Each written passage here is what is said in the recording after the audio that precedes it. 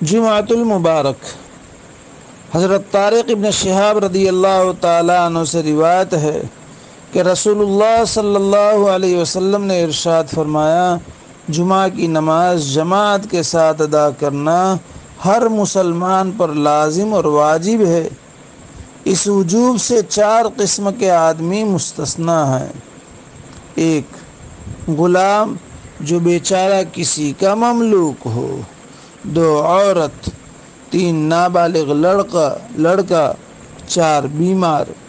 سنن ابی داؤد اور معارف الحدیث۔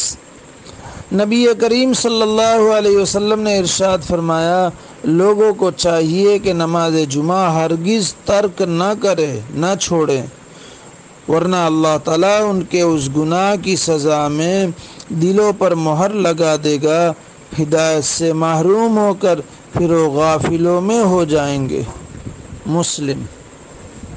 نماز جمعہ کا اہتمام اور اس کے آداب۔ حضرت سلمان فارسی رضی اللہ تعالیٰ عنہ سے روایت ہے کہ رسول اللہ صلی اللہ علیہ وسلم نے ارشاد فرمایا، جو آدمی جمعہ کے دن غسل کرے اور جہاں تک ہو سکے صفائی و پاکیزگی کا اہتمام کرے، اور جو تیل خوشبو اس کے گھر ہو وہ لگائے۔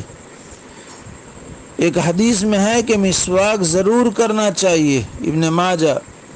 پھر وہ گھر سے نماز کے لیے جائے اور مسجد میں پہنچ کر اس کی احتیاط کرے کہ جو 2 آدمی پہلے سے ساتھ بیٹھے ہوں ان کے بیچ میں نہ بیٹھے، یعنی جگہ تنگ نہ کرے۔ پھر جو نماز یعنی سنن و نوافل کی جتنی رکعتیں اس کے لیے مقدر ہیں وہ پڑھے۔ پھر جب امام خطبہ دے تو توجہ اور خاموشی کے ساتھ اس کو سنے، تو اللہ کی طرف سے اس جمعہ اور دوسرے جمعہ کے درمیان کی اس کی ساری خطائیں ضرور معاف کر دی جائیں گی۔ معارف الحدیث، صحیح بخاری۔ حضرت ابو سعید خدری رضی اللہ تعالیٰ عنہ سے روایت ہے کہ نبی کریم صلی اللہ علیہ وسلم نے فرمایا، جو شخص جمعہ کے دن سورہ کہف پڑھے گا تو اس کے لیے دونوں جمعوں کے درمیان ایک نور چمکتا رہے گا۔ نسائی۔ کتنی بڑی فضیلت ہیں سورہ کہف کے پڑھنے کی۔ اللہ ہم سب کو اور پوری امت کو توفیق دے، آمین۔ حضور اقدس صلی اللہ علیہ وسلم نے ارشاد فرمایا کہ جمعہ کے دن میں ایک ایسی ساعت ہے، گھڑی ہے کہ اگر کوئی مسلمان اس وقت اللہ تعالیٰ سے کوئی دعا مانگے تو ضرور قبول ہو جائے گی۔ ایک روایت میں ہے کہ وہ ساعت خطبہ پڑھنے کے وقت سے نماز کے ختم ہونے تک ہے۔ ایک اور روایت میں ہے کہ وہ ساعت اخیر دن میں ہے، عصر سے لے کر مغرب تک۔ از بہشتی گوہر بخاری۔ لہذا عصر سے مغرب ہمیں وقت فارغ کرنا چاہیے اس ساعت کو پانے کے لیے، اور اللہ تعالیٰ انشاءاللہ دے دیں گے۔ ہمارے اکابر اور مشائخ کا یہ معمول رہا ہے۔ حضرت الہ آبادی دعوت برکاتہم مستقل جمعہ کے دن عصر کے بعد سے لے کر مغرب تک مسجد میں ٹھہرنے کا اور اس وقت ذکر و فکر کا، تلاوت کا، دعا کا اہتمام فرماتے ہیں۔ اللہ ہمیں بھی نصیب فرما دے، آمین۔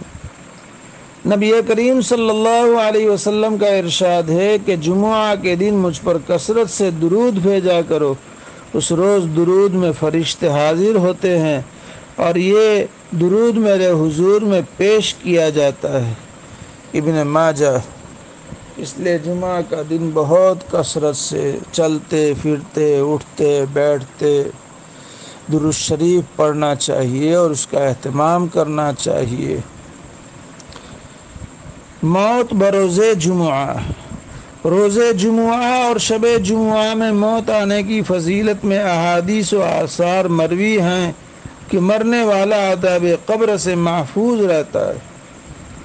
حضور اکرم صلی اللہ علیہ وسلم نے فرمایا ہے ما من مسلم یموت یوم الجمعۃ او لیلۃ الجمعۃ الا وقاه اللہ فتنۃ القبر، کوئی ایک مسلمان بھی ایسا نہیں ہے جو جمعہ کے دن یا اس کی رات میں مرے مگر اللہ تعالیٰ اسے عذاب قبر سے محفوظ رکھے۔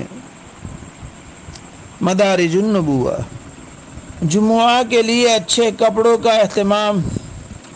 حضرت عبداللہ ابن سلام رضی اللہ تعالیٰ عنہ سے روایت ہے کہ رسول اللہ صلی اللہ علیہ وسلم نے فرمایا کہ تم میں سے کسی کے لیے اس میں کوئی مضائقہ نہیں ہے کہ اگر اس کو وسعت ہو تو وہ روزمرہ کے کام کاج کے وقت پہنے جانے والے کپڑوں کے علاوہ جمعہ کے دن کے لیے کپڑوں کا ایک خاص جوڑا بنائے رکھ لے۔ سنن ابن ماجہ معارف الحدیث۔ جمعہ کے دن خط بنوانا اور ناخن ترشوانا۔ حضرت ابو ہریرہ رضی اللہ تعالیٰ عنہ سے روایت ہے کہ رسول اللہ صلی اللہ علیہ وسلم جمعہ کے دن نماز کے لیے جانے سے پہلے اپنے ناخن اور اپنی لبیں تراشا کرتے تھے، یعنی مونچھیں کاٹنے کا اہتمام کرتے، ناخن کاٹنے کا اہتمام کرتے۔ مسند بزار اور معجم اوسط للطبرانی معارف الحدیث۔ اللہ تعالی ہمیں جمعہ کے دن کا خصوصی اہتمام کرنے کی توفیق عطا فرمائے اور جمعہ کے اعمال میں مشغول ہونے کی ہمیں توفیق عطا فرمائے۔ جمعہ کے دن عموماً جو غفلتیں ہوتی ہیں اس سے ہماری اور پوری امت کی اللہ اپنے فضل سے حفاظت فرمائے۔ اللہ تعالیٰ اس کہنے سننے کو قبول فرمائے۔ اللہ تعالیٰ کہنے والے کے لیے، سننے والوں کے لیے، اقوام عالم کے لیے اسے ہدایت کا، نجات کا، امن کا ذریعہ بنائے، فتنوں سے حفاظت فرمائے۔ اللہ تعالیٰ آپ صلی اللہ علیہ وسلم کی اس پاکیزہ تعلیمات کو اخلاص کے ساتھ، عظمت، عقیدت اور محبت اور دل کی گہرائی کے ساتھ بار بار پڑھنے کی، بار بار سننے کی اور زندگیوں میں اپنانے کی توفیق عطا فرمائے، آسان فرمائے، مدد فرمائے۔ آمین یا رب العالمین بحرمت سید المرسلین صلی اللہ علیہ وسلم۔ وآخر دعوانا الحمد للہ رب العالمین۔ سبحان ربک رب العزت عما یصفون وسلام علی المرسلین والحمد للہ رب العالمین برحمتک یا ارحم الراحمین۔